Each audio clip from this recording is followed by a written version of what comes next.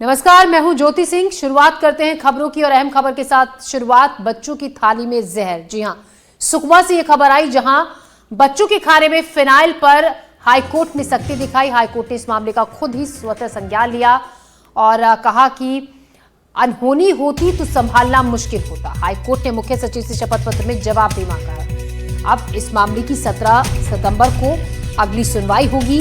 खाने में फिनाइल मिलाने पर कार्रवाई तेज कर दी गई है। आरोपी शिक्षक को हिरासत में ले लिया गया है और पूछताछ की जा रही है। मामले में शिक्षक के खिलाफ विभागीय जांच भी बिठा दी गई है। बीआरसी समेत 15 कर्मचारियों को कारण बताओ नोटिस दिया गया है।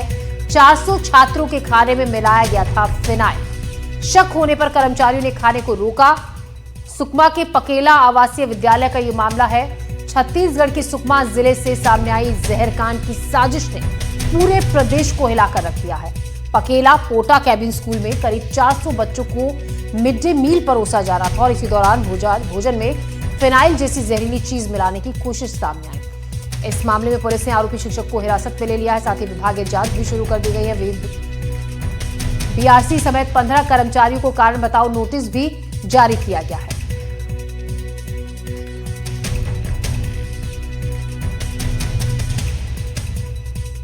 और इस खबर पर ज्यादा जानकारी के साथ सलीम शेख हमारे संवाददाता हमारे साथ जुड़ रहे हैं सुकमा से। सलीम, एक बड़ा मामला, 400 बच्चों को जो मिड डे मील परोसा जा रहा था उसमें फिनाइल। अब इस पूरे मामले में एक शिक्षक को गिरफ्तार किया गया है। विस्तार से एक बार समझना चाहेंगे पूरा मामला। बड़ा सवाल ये कि शिक्षक ने फिनाइल क्यों मिलाया था। जो दर्शक हमसे अभी अभी जुड़े हैं, हम जानना चाहेंगे पूरा मामला। आप शुरुआत से लेकर आखिर तक बताएं विस्तार से। देखिए ज्योति, ये जो मामला है पूरा पाकेला पोटा केबिन का है। आवासीय विद्यालय है। राजीव गांधी शिक्षा मिशन के तहत आवासीय विद्यालयों का संचालित किया जाता है नक्सल प्रभावित इलाकों में, जहां नक्सल पीड़ित और ड्रॉप आउट बच्चों को रखा गया है और उन बच्चों को शिक्षा दी जाती है। 50 सीटर के आश्रम है, लेकिन पाकेला पोटा केबिन में 426 बच्चे वहां अध्ययनरत हैं, पहली से लेकर 10वीं तक। और ये जो मामला निकल के आया है फिनाइल मिलाने का, ये 21 अगस्त के रात का है। और जिस तरह से ये जो आरोप लग रहे हैं, वही एक शिक्षक पदस्थ हैं जिनका नाम साहू के नाम से जाने जाते हैं।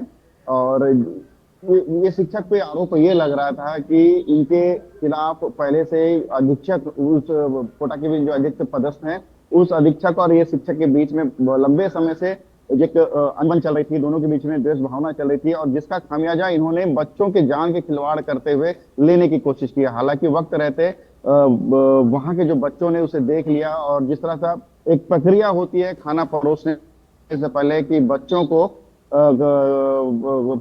खाना देने से पहले जो चखने की प्रक्रिया होती है, जिसके तहत ये जो फिनाइल मिलाने के जो मामला था वो उजागर हुआ। इसके बाद वहां जो सहायक अधीक्षक है, इसकी सूचना उन्होंने अधीक्षक को दी और अधीक्षक को देने के बाद वो पूरे मामले की पड़ताल की है और जैसे ही वो वापस पोटा केबिन पहुंचे और तत्काल उस पूरे भोजन को नष्ट किया और दूसरा भोजन बनाकर नए सिरे से बच्चों को दिया गया।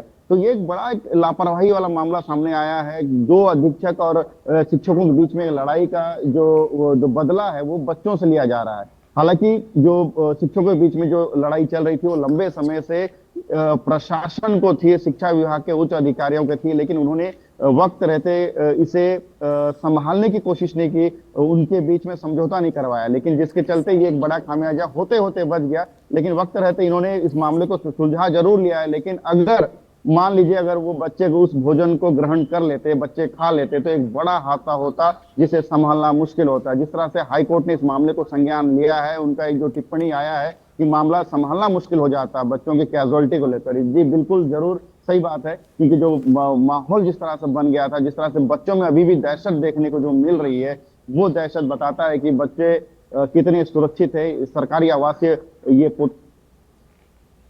बिल्कुल सलीम, सवाल ये उठता है कि बच्चों की सुरक्षा को लेकर एक बड़ा सवाल खड़ा होता है। दो शिक्षकों के बीच की लड़ाई थी जिसका जो बदला एक शिक्षक ने बच्चों के खाने में फिनाइल मिलाकर लिया। अब इस मामले में हम आपसे ये भी जानना चाहेंगे विस्तार से कि एक शिक्षक को तो मामले में गिरफ्तार कर ही लिया गया है और कितने लोगों के खिलाफ, अन्य लोगों के खिलाफ जांच की जा रही है, शक के दायरे में है और लोग।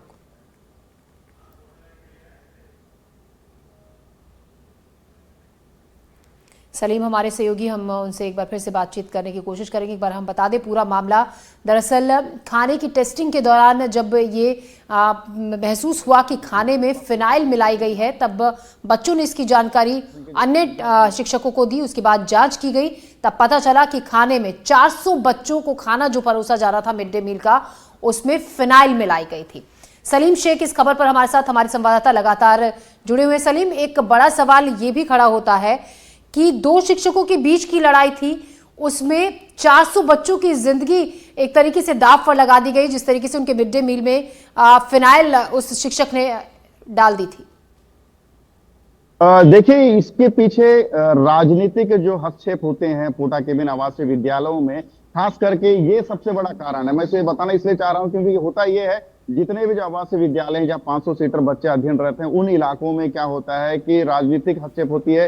राजनीति जैसे जो सरकार पक्ष के जितने जो अधीक्षक होते हैं उन्हें वहां पोस्टेड किया जाता है, उसके लिए मारामारी शुरू हो जाती है। तो ये कहीं ना कहीं राजनीतिकरण के कारण ही ये सब चीजें बाहर निकल के आई हैं। जो पहले जो शिक्षक जिस पे आरोप लग रहे हैं, ये पहले उसी पोटा केबिन में पदस्थ था। उसे जैसे ही सरकार बदली तो सत्ता पक्ष के नेताओं ने उस नए अधीक्षक को वहां पोस्ट किया, उसको हटाकर। तो कहीं ना कहीं ये दो शिक्षकों के बीच की जो लड़ाई लगातार चलते आ रही, जो राजनीतिक हस्तक्षेप शिक्षा के केंद्रों में जब जैसे बढ़ते जा रहा है, इस तरह के हालात लगातार बढ़ते जा रहे हैं। बस्तर जैसे नक्सल प्रभावित इलाकों में बच्चों के नाम से जिस तरह से सरकार करोड़ों रुपए खर्च करती है उनके पढ़ाई के लिए, उनके रहन सहन के लिए, उनकी किताबों के लिए, लेकिन बच्चों तक पहुंचते पहुंचते वो जो राशि है कहीं ना कहीं बंदर बांट का कारण बन जाता है। मैं आपको रोकना चाहूंगी सलीम, यहाँ पर एडिशनल एसपी रोहित शाह भी हमारे साथ जुड़ गए हैं सुकमा से। रोहित जी, एक बड़ा सवाल और बहुत बहुत बड़ा षड्यंत्र एक तरीके से यहाँ पर रचा गया।